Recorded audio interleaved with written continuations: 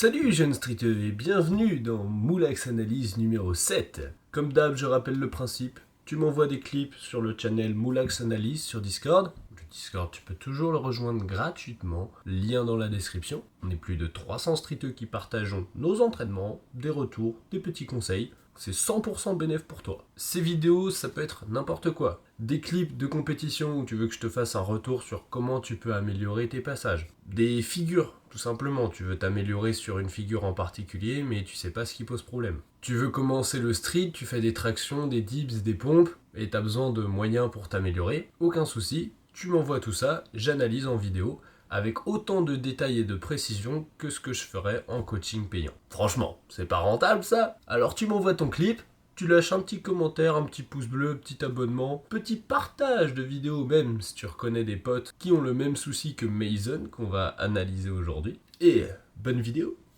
Aujourd'hui, nous traitons donc de la full planche press. On lance le clip, c'est parti. Précis.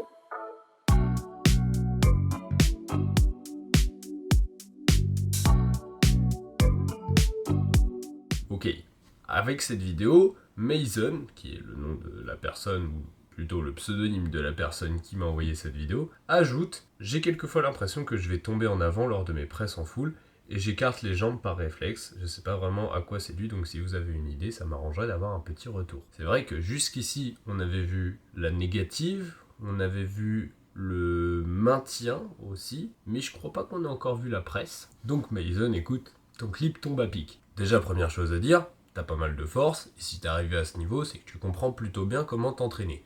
Donc je pense que je vais pas faire plus de retours que ça sur les conseils de comment s'entraîner. Là, ça va être une vidéo vachement axée sur la technique. Si on regarde déjà la trajectoire qui donne à sa planche, on voit qu'il y a une légère flexion thoracique. Alors, flexion thoracique ou protraction, comment est-ce qu'on fait pour différencier les deux actions? Déjà, je vais expliquer les deux termes et les traduire en français. Alors, flexion thoracique, c'est le fait d'utiliser les abdos pour pas juste serrer le ventre, mais pour rapprocher le sternum du pubis. Ce qui fait qu'au final, ton buste est plus petit, donc ça peut réduire un petit peu le levier. Par contre, en parallèle, ça peut aussi mettre des tensions sur les vertèbres qui ne sont pas préparées à ça. C'est une compensation fréquente qu'on voit chez les personnes qui commencent à travailler la planche. C'est simplement le corps qui trouve un moyen de simplifier le mouvement, parce que le mouvement est encore un petit peu difficile. Ce qu'on doit réellement chercher dans notre planche, c'est la protraction.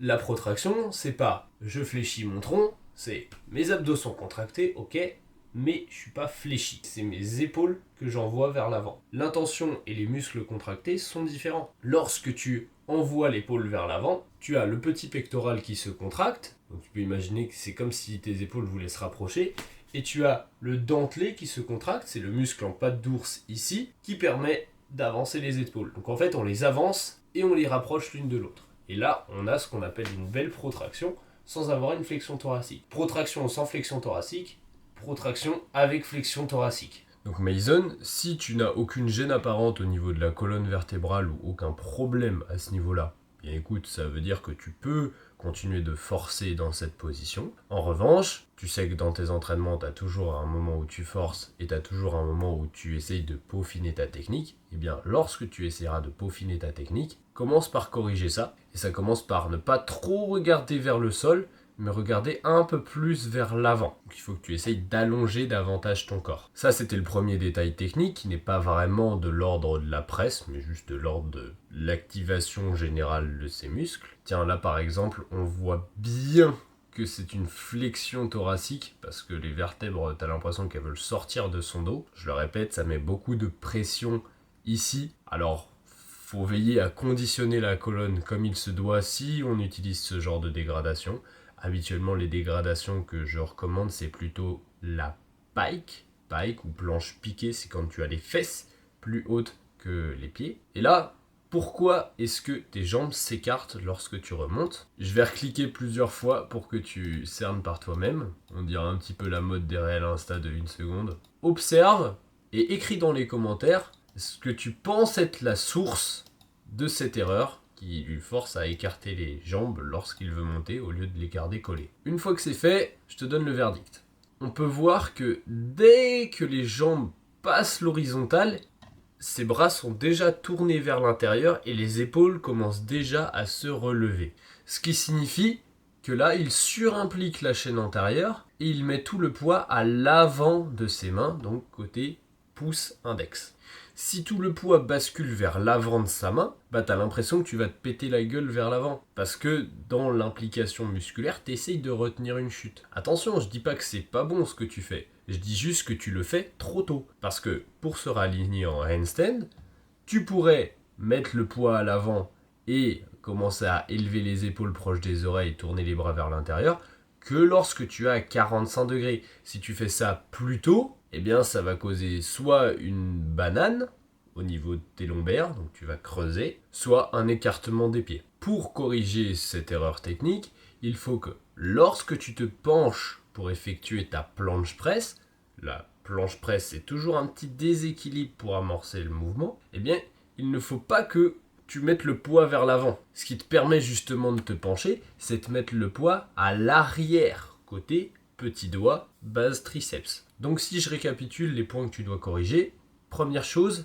la trajectoire que tu donnes avec ta tête. Pour ça, tu vas placer un petit objet 3 ou 4 pieds devant ton grip, là où tu mets tes mains. Donc tu fais un petit chou-pomme, 1 pied, 2 pieds, 3 pieds, 4 pieds, allez tu peux dire 3,5.